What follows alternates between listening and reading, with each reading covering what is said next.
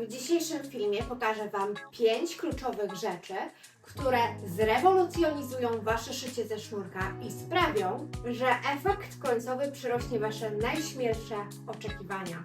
Niezależnie od tego, czy dopiero zaczynacie swoją przygodę ze sznurkiem, czy chcecie udoskonalić swoje umiejętności, te wskazówki są dla Was. Przygotujcie się na odkrycie sekretów, które sprawią, że pokochacie szycie ze sznurka jeszcze bardziej. Zaczynajmy! Mocowanie ślimaka. Pierwsza rzecz, która fundamentalnie zmieni jakość Waszych projektów bazujących na okręgu, to sposób, w jaki rozpoczyna się szycie tak zwanego ślimaka. Spójrzcie tutaj. Niby zabezpieczone, ale jakim kosztem? Mamy tu całą masę wiszących nitek. Każde rozpoczęcie i zakończenie ściegu to dodatkowe nitki, a efekt końcowy często jest przez to mniej estetyczny i bardziej pracochłonny. A teraz pokażę Wam, jak można to zrobić znacznie sprytniej, minimalizując liczbę tych niechcianych nitek. Zaczynamy tak samo. Formujemy ciasne kółeczko ze sznurka. Kiedy mamy już zalążek, przeszywamy go w poprzek ściegiem prostym, tak aby złapać wszystkie warstwy sznurka. I teraz uwaga, kluczowa różnica. Zamiast kończyć szycie i obcinać nitki, używamy funkcji szycia wstecznego i cofamy maszyną z powrotem do środka naszego ślimaka. Następnie z wbitą igłą podnosimy stopkę i obracamy nasz ślimak o 90 stopni, aby zmienić kierunek szycia. I znowu jedziemy ściegiem prostym do przodu, tworząc jakby krzyżyk. I cofamy maszyną tym razem do końca ślimaka.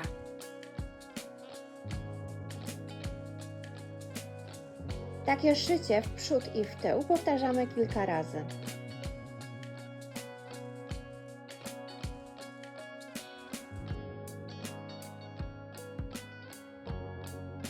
Widzicie różnicę? Nitki mamy tylko na początku i po ostatnim, finalnym przeszyciu. Czystsze i solidniejsze mocowanie i od razu lepszy start dla całego projektu. Jak zacząć szyć owal?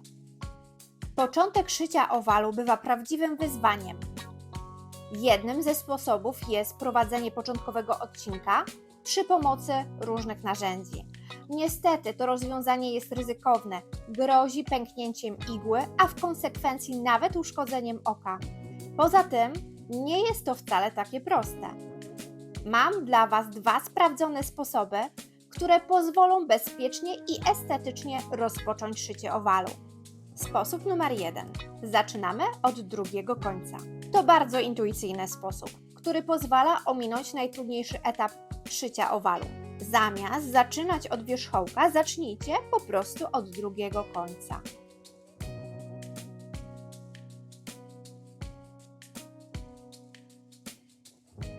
Po przeszyciu pierwszego rzędu wystarczy wrócić do standardowego ustawienia pracy i kontynuować szycie w normalny sposób.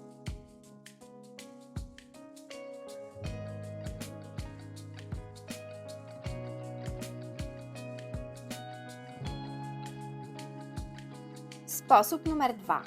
Płynne przejście z przerwą. Ten sposób jest trochę bardziej skomplikowany, ale pozwala uniknąć przecinania nitki. Nie zaczynamy szycia od samego początku, tylko około 1 cm dalej.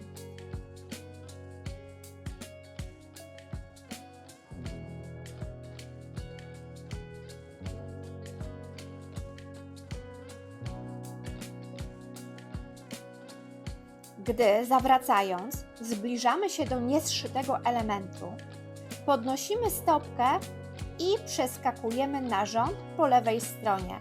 Przeszywamy go do końca. Następnie szyjemy wstecz. Ponownie podnosimy stopkę i wracamy do rzędu po prawej stronie, kontynuując szycie.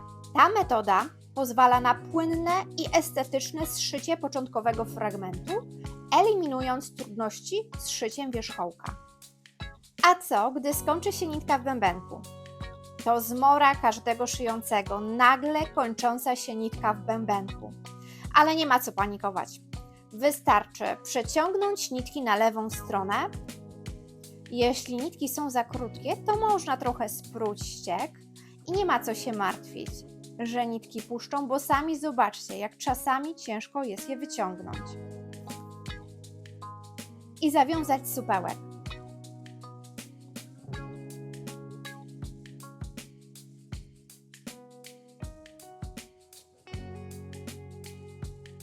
W kolejnym etapie rozpoczynamy szycie 2-3 ściegi wcześniej, starając się dokładnie trafić w istniejące już szwy.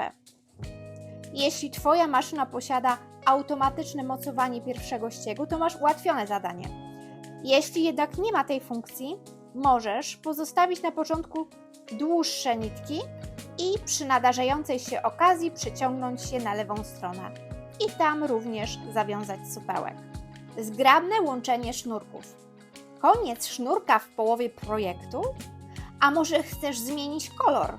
Oto sposób na estetyczne i niemal niewidoczne łączenie sznurków. Najpierw w tradycyjny sposób zakończ sznurek, wytnij rdzeń, a włókna schowaj do środka. Końcówkę starego sznurka i początek nowego przypnij szpilkami do pracy.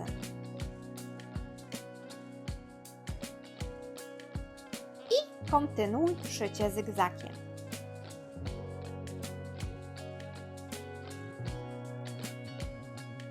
Przy kolejnym przeszyciu przejście będzie wyglądało płynnie i estetycznie z obu stron.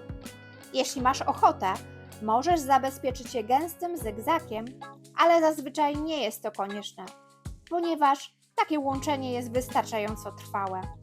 Jest przecież zabezpieczone przeszyciami jeszcze od dołu i od góry. Zwiększ swoje pole pracy.